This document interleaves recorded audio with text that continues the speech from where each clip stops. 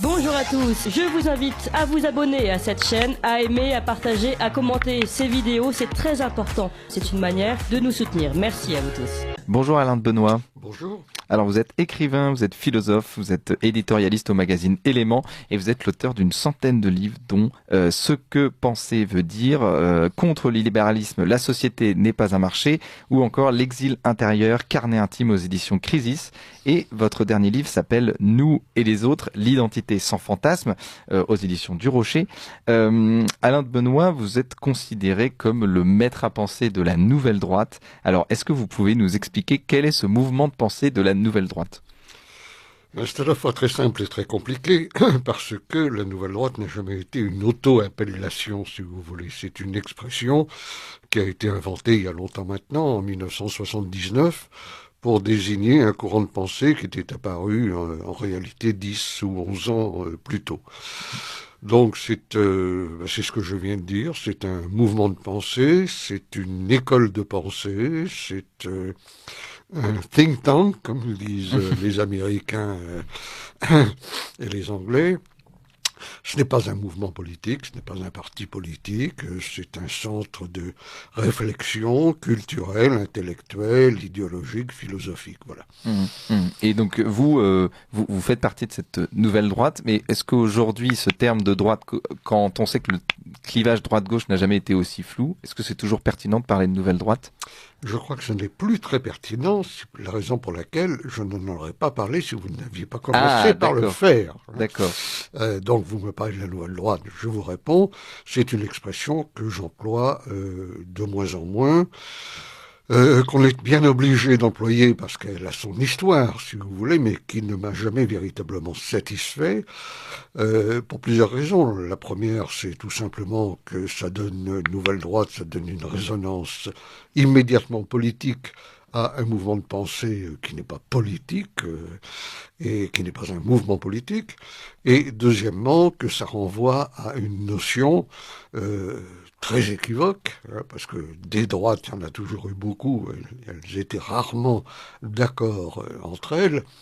Et vous avez raison de le dire, aujourd'hui, un clivage qui est en train de s'effacer de plus en plus. Et alors pourquoi il s'efface justement ce clivage entre Il la droite et la s'efface gauche? parce qu'il est débordé par d'autres clivages. Pour prendre une image simple, le clivage gauche-droite, c'est un clivage horizontal. Vous avez d'un côté la droite, de l'autre côté la gauche, et puis entre les deux, un curseur qui vous dit à peu près l'état de l'opinion publique.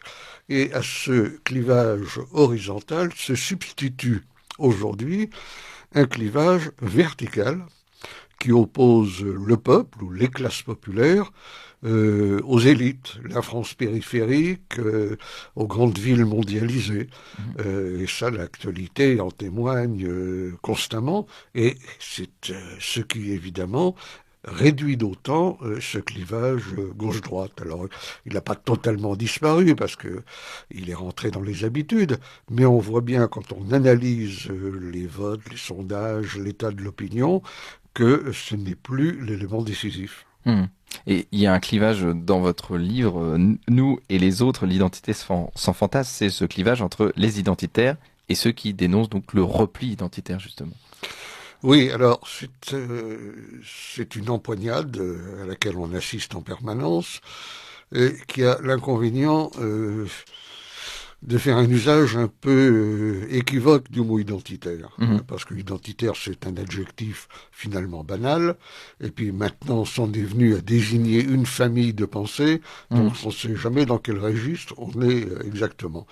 Je dirais de façon plus simple qu'il y a d'un côté des gens qui pensent que l'identité c'est quelque chose d'important, quelle que soit l'idée qu'ils s'en font, et puis des gens qui pensent que c'est pas très important, c'est plutôt rétrograde, archaïque, c'est une façon de s'enfermer, de tenir les autres à l'écart, avec cette variante que il y a aussi des gens qui pensent que l'identité ça se construit à la demande, on peut en changer comme de chemise. Voilà. Donc, les nouvelles identités voilà. postmodernes, Ouais. on en reparlera. Oui. Et justement, depuis 15 ans, donc vous dites l'identité est revenue dans le débat public, et vous écrivez donc dans votre livre Nous et les autres, l'identité est proprement vitale, sans identité on n'est rien, mais l'identité est toujours complexe, ce qui la fait apparaître comme floue. L'erreur consiste alors à croire que si elle est floue, c'est qu'elle n'est pas vraiment vitale, ou à l'inverse que si elle est vitale, il est impossible qu'elle soit floue. Donc cette identité, elle revient dans le débat public justement parce qu'on a essayé de la nier. Alors, elle ne revient pas, elle ne fait pas retour. Vous l'avez dit, tout le monde le dit, ça revient en force. Non, ça apparaît, ça surgit. Parce que autrefois, on parlait pas tellement de l'identité, ça existait, mais c'était pas un problème. Dans les sociétés traditionnelles, l'identité ne pose pas grand problème. Les gens savent très bien qui ils sont, de qui ils sont le fils, le métier qu'ils font, le milieu social qui est le leur, etc. C'est avec la modernité que commence toute une série de fluidisation, si l'on peut dire, de la société, de déracinement. Vous avez l'exode rural, vous avez toutes les transformations sociales du monde moderne. Et l'identité, elle s'effrite un petit peu. Les gens savent plus très bien ce qui se passe. Et il y a deux phénomènes qui, à date récente, vont accentuer cette tendance. D'une part, évidemment, il y a l'immigration, c'est-à-dire que la population française s'est rapidement trouvée confrontée ou en présence d'une immigration de peuplement qui est porteuse de valeurs, de sociabilité, de références culturelles et religieuses autres, tout simplement. Donc, c'est une sorte de défi lancé à l'identité des gens qui étaient là avant, tout simplement, avec un risque d'ailleurs, c'est qu'ils se définissent de manière purement négative, en disant nous on n'est pas immigrés, ce qui ne veut pas dire grand-chose. Et puis les définitions négatives, c'est toujours très limité. Alors maintenant, la formule que vous avez citée, oui, je crois qu'elle est très importante, c'est à la fois vital, parce que si on n'a pas d'identité, on n'est pas grand-chose, on ne sait pas d'où on vient, on ne sait pas où on va, on ne sait pas qui on est. Et vous savez bien qu'aujourd'hui, les cabinets de psychiatres, de psychologues, de psychanalystes sont encombrés de gens qui souffrent de troubles de l'identité.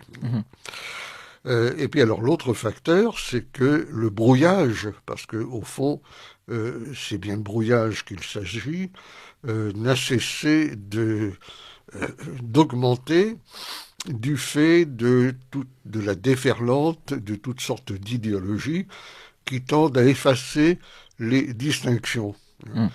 Pour se repérer dans la vie, il faut qu'il y ait des distinctions élémentaires.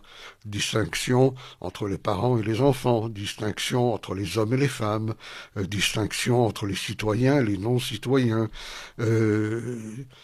Or, actuellement, vous avez un mouvement de déconstruction de ces distinctions au nom de la fluidité, de l'idéologie trans, etc., qui vise à supprimer toutes les limites, toutes les frontières qui permettent de définir et de distinguer. Simplement, la distinction étant prise systématiquement et à tort comme synonyme de la discrimination. Et alors vous avez c'est ce que j'ai appelé l'idéologie du même, c'est-à-dire cette idéologie qui exalte l'homogène, l'éradication des différences, la mêmeté, et qui croit que l'égalité implique la mêmeté. Ce sont des gens qui vous diront que les hommes et les femmes ne seront égaux que lorsqu'on ne pourra plus les distinguer. Donc, on va déconstruire, avec la théorie du genre, par exemple, la différence entre le masculin et le féminin. De même que l'on va déconstruire dans l'ordre social et géopolitique les frontières qui, jusqu'ici, avaient dans le passé, parce qu'aujourd'hui c'est beaucoup moins vrai, garanti l'identité des peuples, des nations et des cultures. Et justement, vous parlez donc dans ce livre, Alain de Benoît, Nous et les autres, donc d'identité, vous parlez de l'identité des peuples, et vous dites l'identité d'un peuple, c'est tout simplement son histoire. En tout cas, ce qu'on comprend, c'est sa filiation. Alors la question, c'est qu'est-ce qu'un peuple, et est-ce qu'un peuple se définit justement par son identité ? Il y a plusieurs conceptions du peuple. Vous savez, pour renvoyer à l'Antiquité, vous avez démos, vous avez ethnos et vous avez populus. Alors, ethnos, c'est les sources ethno-culturelles, démos, c'est l'élément politique, c'est le peuple en tant qu'unité politique, et puis populus, c'est plus déjà les classes populaires, c'est-à-dire du peuple au carré, en quelque sorte. Oui, je crois que la façon la plus simple, la plus économique, si l'on ose dire, de définir le peuple, c'est de renvoyer à son histoire. Mais évidemment, son histoire, on s'en aperçoit tout de suite, elle est complexe. Pour les uns, et c'est là où on va voir comment fonctionne l'identité, c'est-à-dire qu'on va privilégier subjectivement des éléments de cette histoire qu'on aime mieux, qu'on préfère, qu'on juge à tort ou à raison comme plus importants. Alors pour les uns vont vous parler de Clovis, Charles Martel et Jeanne d'Arc, les autres vont vous parler de Vercingétorix et des grandes révoltes populaires, les troisièmes vont vous parler de la Révolution, de la fête de la Fédération, de Robespierre et des lois de l'homme. Et en réalité, tout ça, c'est l'histoire de notre pays. Tout ça, c'est l'histoire de l'Europe.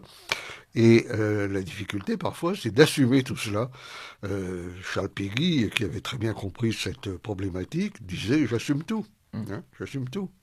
Oui, j'assume tout. Et justement, donc vous parlez d'identité européenne. Vous croyez à l'identité européenne, à un peuple européen?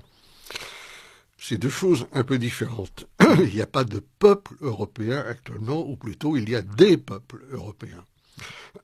Mais on ne peut pas exclure qu'à l'avenir, il apparaisse un peuple européen. Vous savez, il faut voir...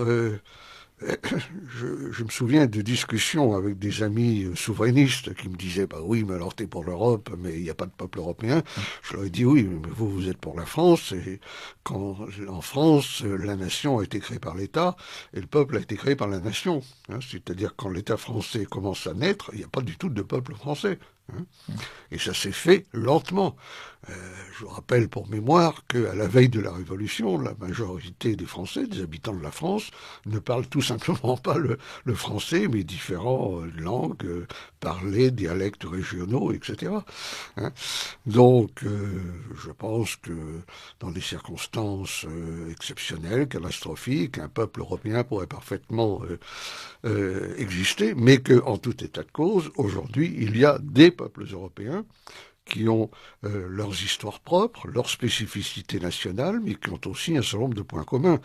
Et ceux qui en doutent, qui voyagent un peu dans le monde, ils verront à quel point les Européens sont perçus comme tels. Quand vous êtes au fin fond de l'Inde, on vous demande pas si vous êtes suisse, irlandais ou espagnol, mais vous êtes européen, quoi. Oui, ça existe. La civilisation européenne, la culture européenne, ça existe depuis des millénaires, et quelque chose n'existe pas pendant des millénaires sans laisser quand même quelques traces, fort heureusement. Et justement, dans ce peuple européen, il y a évidemment une religion qui est la religion chrétienne. Vous, ce que vous dites, elle est importante dans l'identité évidemment européenne, mais l'identité européenne ne se limite pas à la chrétienté. Ça me paraît l'évidence même. C'est ce qui me fait réagir un peu négativement à l'idée que je trouve par ailleurs sympathique. Quand on parle de racines chrétiennes, faut savoir le sens des mots. Quand vous parlez de racines, c'est ce qui va au plus profond. Alors ça voudrait dire qu'il n'y a pas de peuple européen, de culture européenne avant l'apparition du christianisme, ce qui est évidemment pas soutenable. Vous avez l'immense culture gréco-romaine qui, pour des raisons purement chronologiques, se développe à une époque où Jésus n'est pas encore né. Puis vous avez toutes les autres branches, les Celtes, les Germains, les Baltes, les Slaves, tout ce qui a constitué l'héritage indo-européen, et puis d'une manière générale, les religions, les spiritualités, les philosophies européennes de l'Antiquité. Et je crois que si on veut parler de racines, il faut aller dans l'Antiquité, ce qui n'est pas pour diminuer l'importance du rôle joué par le christianisme ensuite dans l'histoire de l'Europe. Mais est-ce que vous ne pensez pas que le christianisme justement a digéré tout cet héritage? Par exemple, saint Thomas avec Aristote, en fait, il a assumé cet héritage avant donc la révélation, pour finalement le faire chrétien. Il y aurait beaucoup à dire là-dessus, évidemment. D'abord parce que je ne veux pas rentrer dans l'histoire de la philosophie, mais enfin vous savez que lorsque saint Thomas annexe Aristote, recherche chez Aristote des choses qui puissent servir son propre discours, il innove. Aristote avait plutôt été condamné par différents conciles. À l'époque, on préférait Platon. Vous voyez, bon, non, ça c'est un détail. Je sais bien, beaucoup disent finalement le christianisme a repris ce qu'il y avait de meilleur dans le paganisme, c'est-à-dire ce qu'il y avait de plus chrétien. Ça veut dire qu'il a quand même laissé beaucoup de choses, parce que sans ça, il n'y aurait pas de différence entre le paganisme et le christianisme. Je ne crois pas que saint Thomas ait repris le culte de Jupiter, d'Apollon ou d'Odin, n'est-ce pas? Non, je crois que l'Europe est duel de ce point de vue-là, et qu'il faut l'accepter, que l'on soit païen ou que l'on soit chrétien. Il y a eu une grande époque où ça s'est beaucoup mélangé, c'était l'époque de la religiosité populaire du Moyen-Âge, qui est nominalement chrétienne, mais qui fait une très large part aux survivances païennes, du point de vue des lieux, de la sacralité des lieux, de la conception du temps, des pèlerinages, des sanctuaires, et de toutes ces choses-là, toutes choses que l'Église par la suite d'ailleurs dont elle a essayé plus ou moins de se défaire, ce qui à mon avis était de sa part tout à fait suicidaire. Et on arrive au résultat actuel, c'est que vous avez en France à peu près 2 ou 3% de pratiquants réguliers, ce qui est absolument dérisoire, quand on parle justement de cet héritage. Donc la moindre des choses, c'est de considérer qu'il y a une crise. Oui, ça je pense que peu de personnes le nient. Dans votre livre, donc Alain de Benoist, Nous et les autres, vous dites, donc on a parlé du peuple et on a parlé aussi des identités, et ce que vous expliquez, c'est qu'une identité ne se construit évidemment jamais seule, et vous parlez d'une identité dialogique. Alors est-ce que vous pouvez nous expliquer qu'est-ce qu'une identité dialogique? Alors il ne faut pas être prisonnier du terme. Un de mes amis disait, mais l'identité, le rapport à l'autre, c'est pas toujours dans le dialogue, ça peut être aussi dans l'affrontement. Il avait tout à fait raison. Le rapport dialogique, ça concerne aussi bien le sympathique dialogue que l'affrontement acharné. Ça veut dire simplement que vous n'avez pas d'identité si vous êtes tout seul. Robinson Crusoe, sur son île, il est personne. Il devient quelqu'un le jour où vendredi arrive. Je dis pas ça parce nous sommes aujourd'hui vendredi, bien sûr. Vendredi de carême. Voilà. Donc... l'homme est un animal social, pour parler comme Aristote, dont vous citiez le nom à l'instant. On ne peut pas envisager l'homme en soi. L'homme distingué d'un rapport social, de ses appartenances, de son héritage, d'un contexte. Toute situation implique un contexte. Et par conséquent, vous n'avez pas d'identité tout seul, vous avez toujours une identité par rapport à l'autre.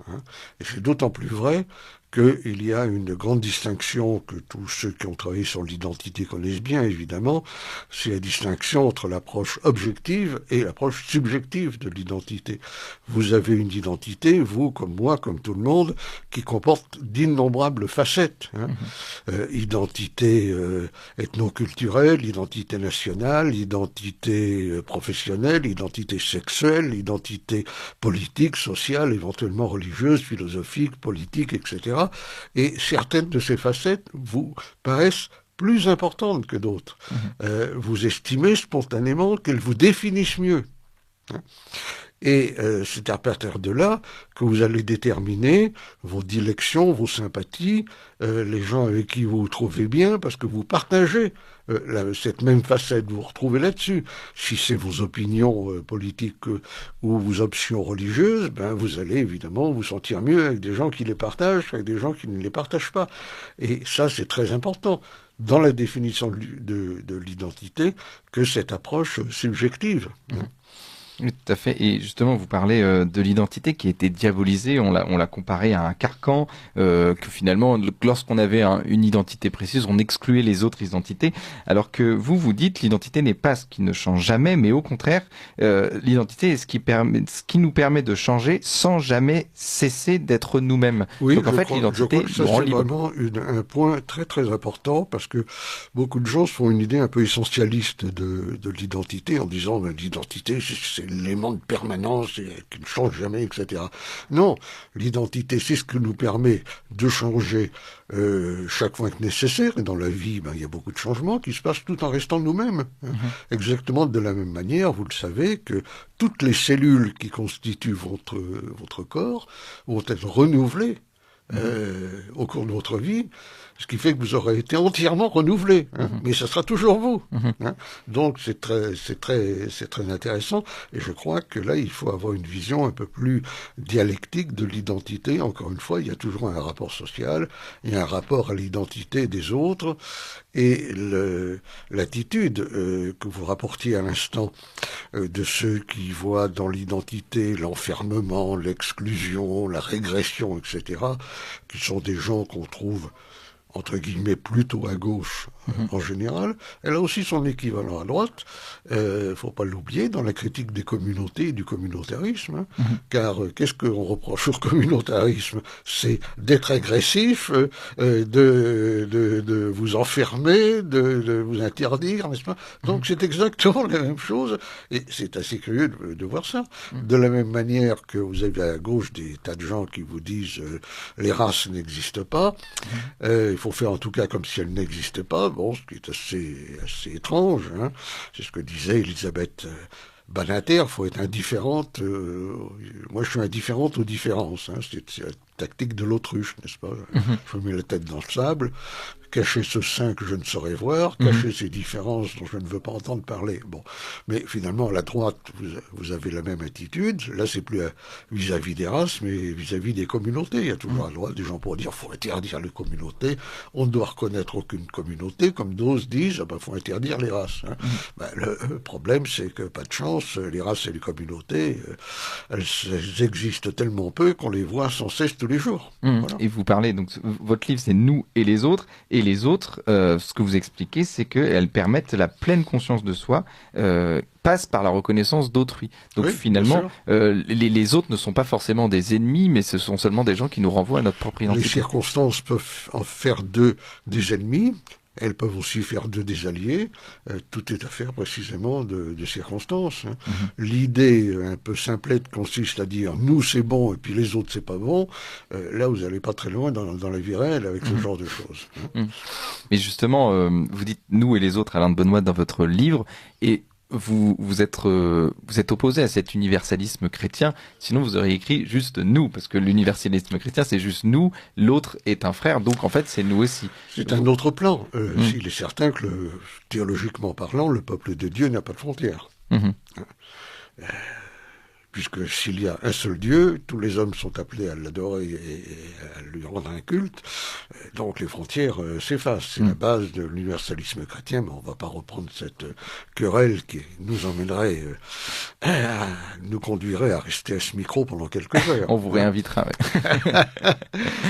Oui, donc vous ne croyez pas donc à cet universalisme chrétien, c'est-à-dire qu'il y a les gens ont leur propre identité et chacun, en fait, finalement, exprime son identité. Je crois plus en fonction de son précisément histoire.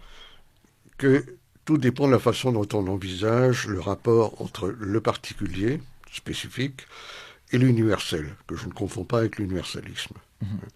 Moi, je pense qu'on appartient à une culture et on est universel dans la mesure où on lui appartient encore plus.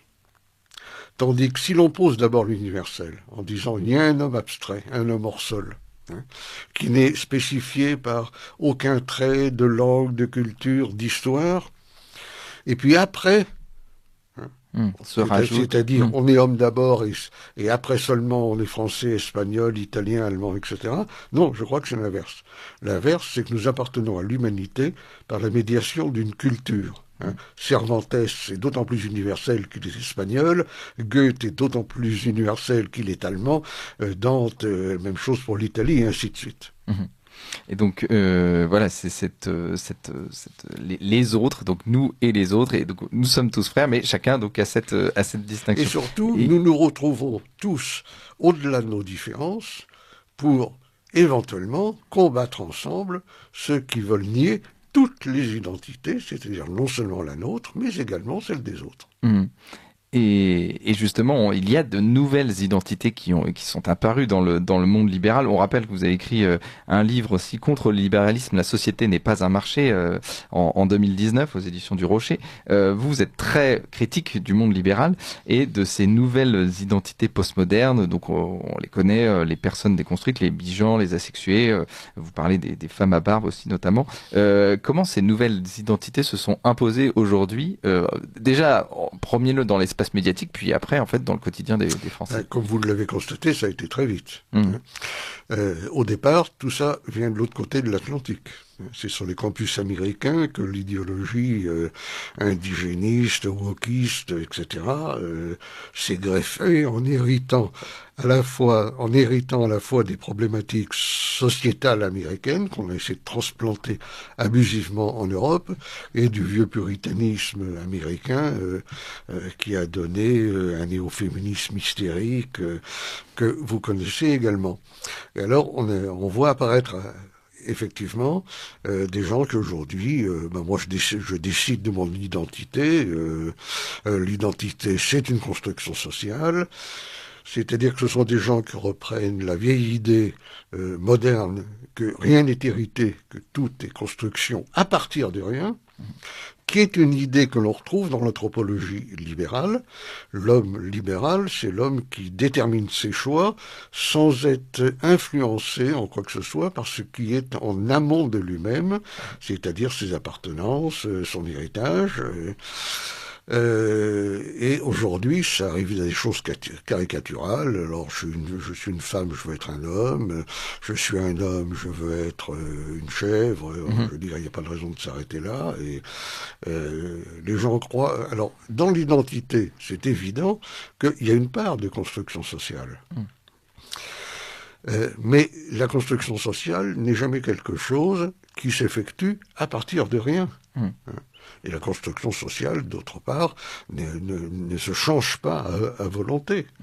Donc on retombe là sur un des grands traits les plus détestables de la société actuelle, qui est, encore une fois, ce que j'appelle l'idéologie du même, mais qu'on pourrait appeler l'idéologie de l'hybridation, de la fluidité, de la transgression, de l'indistinction. Voilà. Oui, il y a un creux, il y a un manque d'identité et les personnes pensent qu'elles peuvent créer leur identité eux-mêmes. Or, les gens manquent d'identité parce qu'ils manquent de repères, et au lieu de leur donner des repères, on s'emploie à déconstruire les derniers de ces repères.